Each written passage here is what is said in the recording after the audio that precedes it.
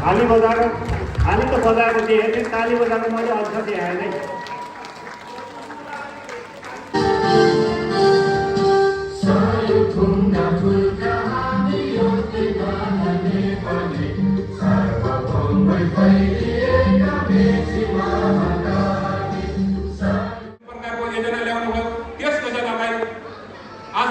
नेपालमा मात्रै नभएर नेपालमा लुम्बिनी र तपाईको नारायणीमा पनि यस्तो संगठन भइरहेको छ।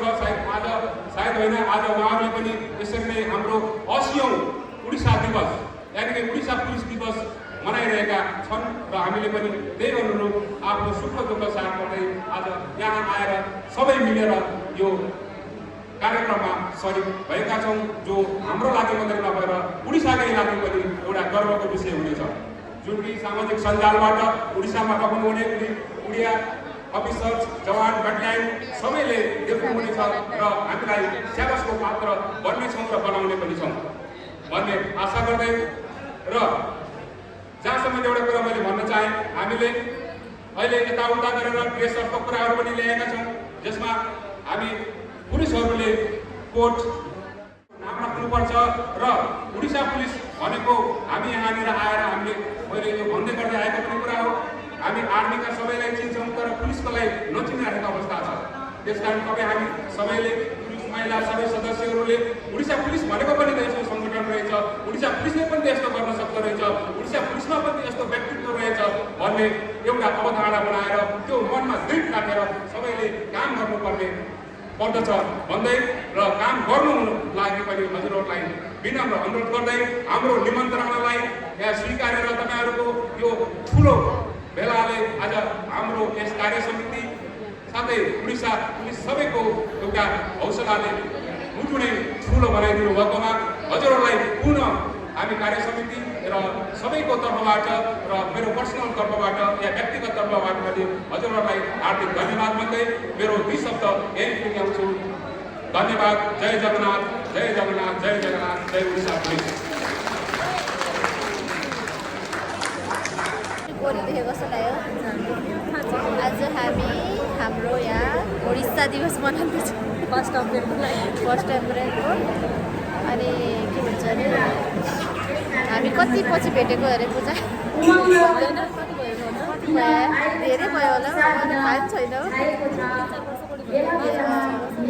बिहा भएको त कति वर्ष भयो, त्योभन्दा अगाडिबाट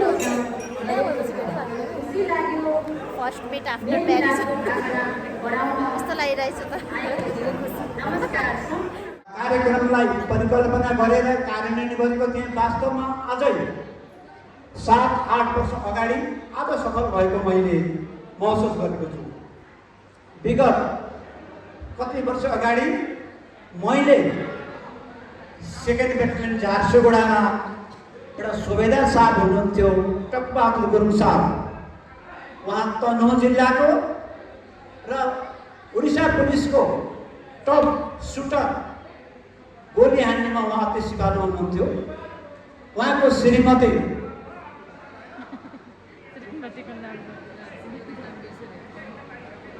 उहाँको धर्मपद दिँदै आएपछि मैले हामी बिच पाएका छौँ र मैले जुन सोचले उडिसा पुलिसलाई जम्मा गर्न खोजिरहेका थियौँ आज त्यो पूर्ण भएको मैले महसुस गरेको छु। र उहाँकी छोरी विष्णु नानीको नाम मैले सुनेको हो।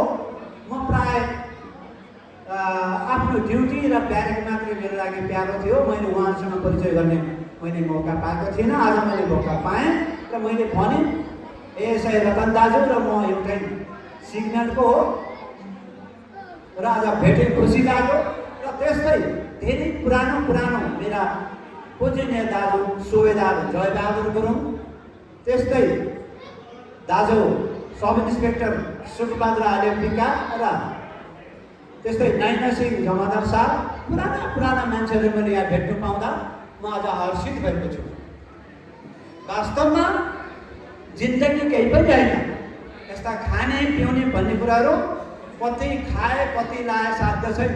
तर आजको जुन दिन छ उडिसा पुलिसको महत्त्वपूर्ण दिन हो। यो दिनमा हामी जागिरमा छँदा पनि झारसुगुडाको इएम कम्पनीको ब्यारेकको आँपको रुम मुन्तिर यसरी नै हामी आज एकजना भोज खाइरहेको अवस्था सबैलाई थाहा छ।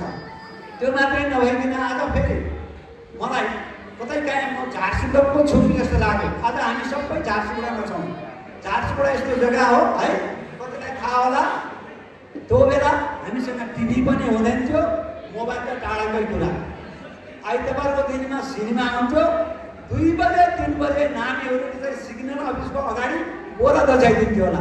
सायद त्यसमध्येबाट कति नानीहरू यहाँ होला है।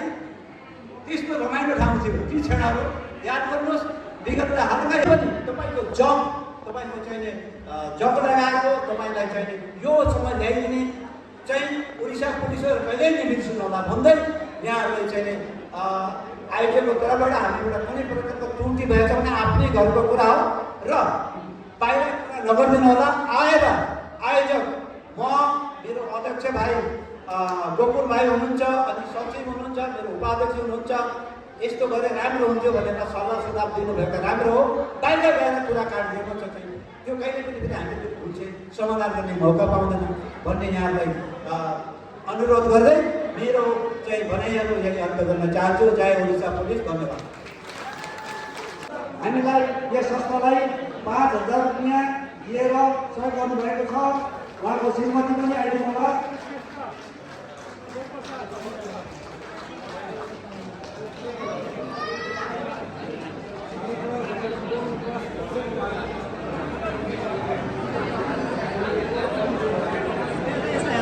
यता फर्केनु न।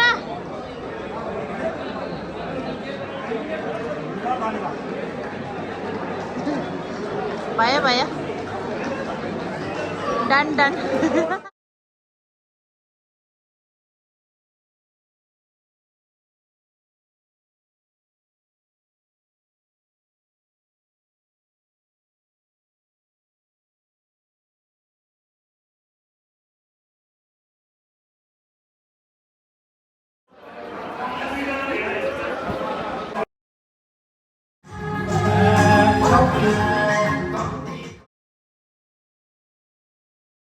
पार्टीको मेन्यु चाहिँ यस्तो छ।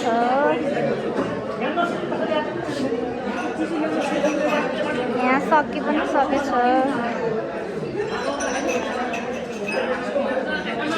रोस्ट, फिश, मामाजी यहाँ छ। अब खाजा खानु लागेको बाबाजी। हेलो, आज न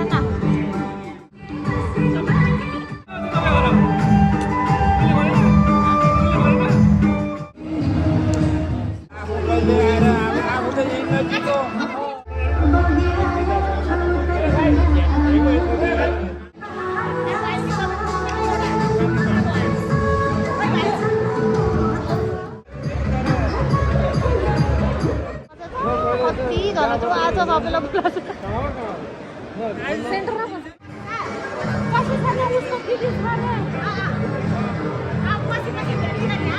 थकाली प्रसाद गुरुङजीले यस संस्थालाई 5,555 रुपियाँ दिई सहयोग गर्नुभएको छ।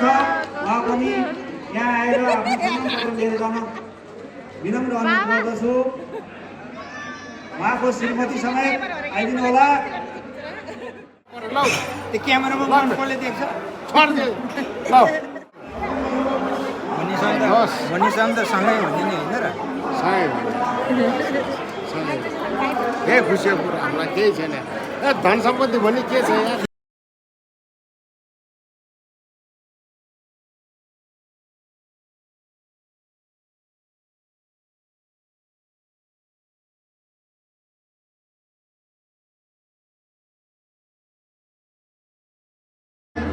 mutton, paper.